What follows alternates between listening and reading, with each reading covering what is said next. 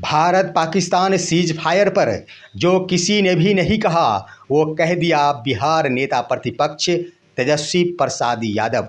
नमस्कार दोस्तों, भारत और पाकिस्तान के बीच जो सीज फायर का मुद्दा बना है, इन दिनों हॉट बनकर उभरा है भारत और पाकिस्तान का यह सीज फायर का मुद्दा। दोस्तों, सीज फायर के बिंदु पर अन्य किसी भी नेताओं के द्वारा कोई बड़ा बयान नहीं दिया गया, लेकिन बिहार के नेता प्रतिपक्ष तेजस्वी प्रसाद यादव के द्वारा भारत के प्रधानमंत्री श्री नरेंद्र मोदी से बड़ी मांग कर डाली है। दोस्तों, तेजस्वी प्रसाद यादव के द्वारा जो मांग की गई है, उस मांग को उन्होंने अपने एक्स हैंडल के माध्यम से की है। दोस्तों, तेजस्वी प्रसाद यादव के द्वारा जो एक्स हैंडल पर पोस्ट किया गया है, वह एक बड़ा मायने रखता है। उन्होंने सिर्फ प्रधानमंत्री से मांग नहीं की, उन्होंने अमेरिका के राष्ट्रपति डोनाल्ड ट्रंप पर भी बड़ा सवाल उठाया है। भले ही स्पष्ट लहजे में नहीं, लेकिन उसका क्या अर्थ हुआ है, आइए मैं आप सभी को इस पोस्ट को देखकर बताते हैं कि आखिर क्या कुछ अपने पोस्ट में तेजस्वी प्रसाद यादव के द्वारा लिखा गया है। लेकिन दोस्तों, उससे पहले आपसे गुजारिश कि अगर आपने अभी तक हमारे इस चैनल को सब्सक्राइब नहीं किए हैं तो कृपया अभी सब्सक्राइब कर लेंगे। आइए देखते हैं दोस्तों, क्या कुछ अपने एक्स हैंडल के माध्यम से तेजस्वी प्रसाद यादव के द्वारा दिया गया है। दोस्तों, आप देख सकते हैं नेता प्रतिपक्ष तेजस्वी प्रसाद यादव जो पोस्ट किए हैं वो आपके स्क्रीन पर है। उन्होंने लिखा है, दोस्तों आप जरा गौर करेंगे। दोस्तों, यहाँ है तेजस्वी प्रसाद यादव के द्वारा कहा गया 13 मई 2025 को अपने एक हैंडल के माध्यम से संसद के माध्यम से विश्व को यह स्पष्ट संदेश जाना चाहिए कि इस देश की प्रतिष्ठा ना कभी व्यापार के नाम पर झुकी है और ना झुकेगी।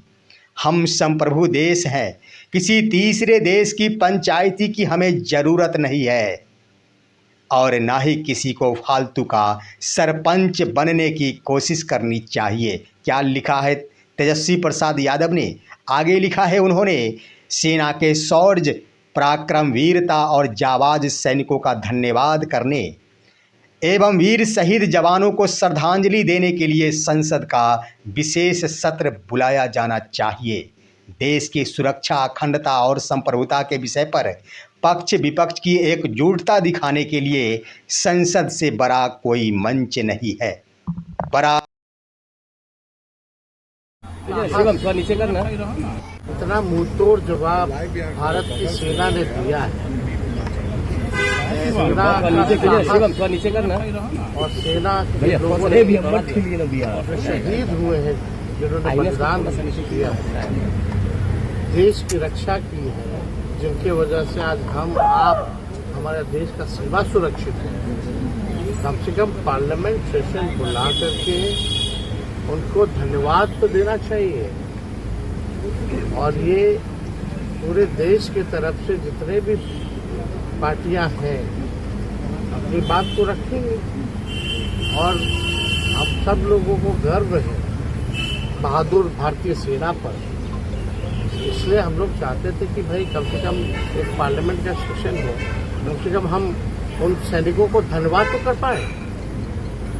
इसमें कोई बुरी बात क्या है? लेकिन नोटिस अगर हम लोग अगर चाहते हैं पूरा देश सेना को धन्यवाद बोलना चाहता है, और ये पार्लियामेंट से बड़ा प्लेटफॉर्म क्या होता है? देश का सबसे बड़ा लोकतंत्र का अगर कोई मंदिर है तो वो तो पार्लियामेंट नहीं गिरेगा।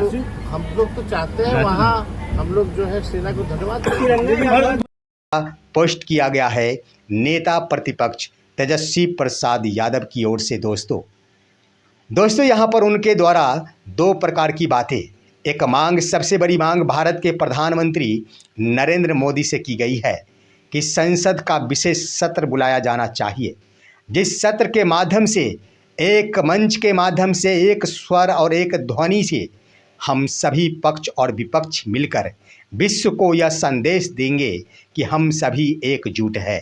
साथ ही साथ जो भी सेना ने अपनी वीरता दिखाई है उनको धन्यवाद देकर जिन्होंने अपनी जान गंवाई है उन्हें श्रद्धांजलि देंगे। संसद के सत्र से, संसद से बड़ा कोई वो जगह नहीं हो सकता जहां से विश्व को यह संदेश दिया जाए कि भारत एकजुट है और भारतीय सेनाओं को आशीर्वाद के साथ श्रद्धांजलि दिया जाए। दोस्तों, ये तो भारत सरकार की मांगे, भारत सरकार से मांगे की गई कि संसद का विशेष सत्र बुलाया जाना चाहिए। अब उन्होंने एक कह दिया कि भारत एक ऐसा देश है, भारत व्यापार के मुद्दे पर कभी न झुका है और न झुकेगा। ये कहना था उनके द्वारा अमेरिका के राष्ट्रपति डोनाल्ड ट्रंप को। आप सभी को मालूम है कि भारत और पाकिस्तान के बीच जो सीज फायर का मुद्दा बना, सीज फायर यानी समझौता हुआ सीज फायर का, यानी किसी भी देश के द्वारा किसी भी देश के ऊपर कोई भी अब गोलीबारी नहीं की जाएगी।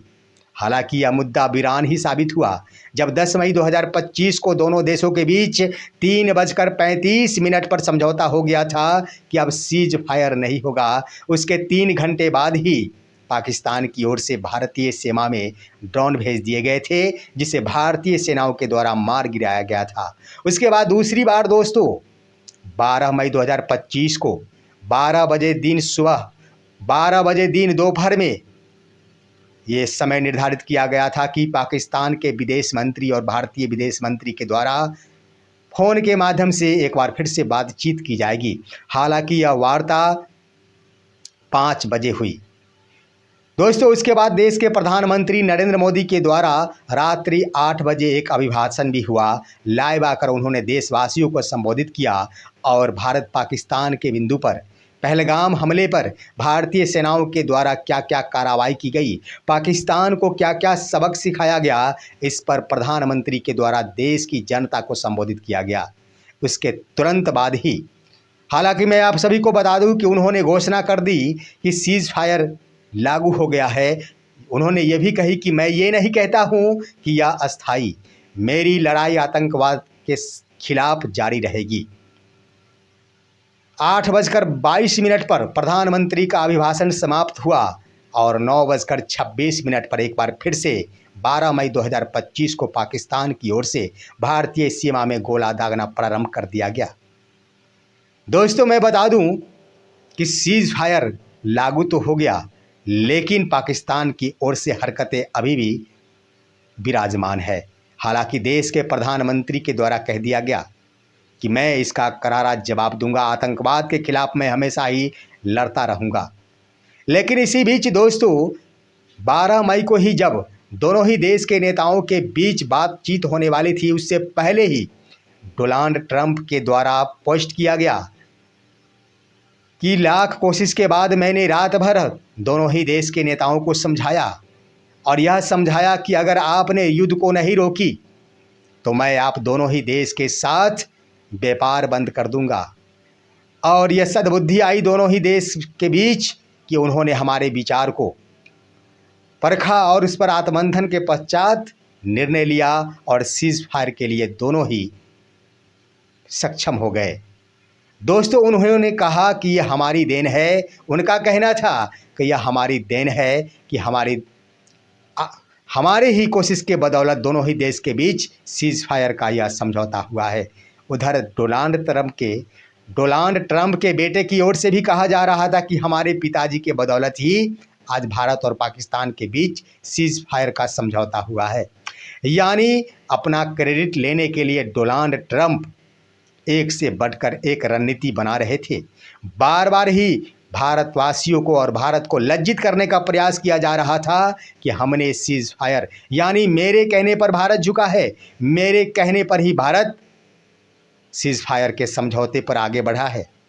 इसी मुद्दे को उठाया गया है नेता प्रतिपक्ष तेजस्वी प्रसाद यादव के द्वारा। उन्होंने कह दिया है कि भारत व्यापार के लिए कभी न झुका है और न झुकेगा। उन्होंने कह दिया अपने पोस्ट के माध्यम से कि हमारे भारत के लिए किसी को भी, किसी तीसरे को भी पंचायती करने की आवश्यकता नहीं है और ना ही किसी को सरपंच बनने की आवश्यकता है, न्याय करने की आवश्यकता है। भारत पूर्ण रूप से सक्षम है। बड़ा पोस्ट किया गया नेता प्रतिपक्ष तेजस्वी प्रसाद यादव की ओर से। दोस्तों, ये बात सत्य है कि बिहार के नेता तेजस्वी प्रसाद यादव जो उन्होंने डोनाल्ड ट्रंप के ऊपर व्यंग कसा है अपने पोस्ट के माध्यम से, चुनौती दी है अमेरिका के राष्ट्रपति को, यह साधारण बात नहीं है। एक छोटे से राज्य बिहार जो सत्ता में भी नहीं है, वहाँ के नेता प्रतिपक्ष के द्वारा अगर किसी विकसित देश के राष्ट्रपति को चुनौती दे दिया जाए, यह बड़ा मायने रखता है। देखना है आगे क्या क्या होता है। इसके बाद एनडीए के नेताओं के स्तर से क्या कुछ बयान दिया जाता है, यह देखना दिलचस्प होगा। फिलहाल आज की खबर यहीं तक। आप सभी हमारे इस वीडियो को लाइक कीजिए, तमाम दोस्तों के पास शेयर कीजिए। हम फिर मिलेंगे आपसे अगले वीडियो में, तब तक के लिए नमस्कार दोस्तों।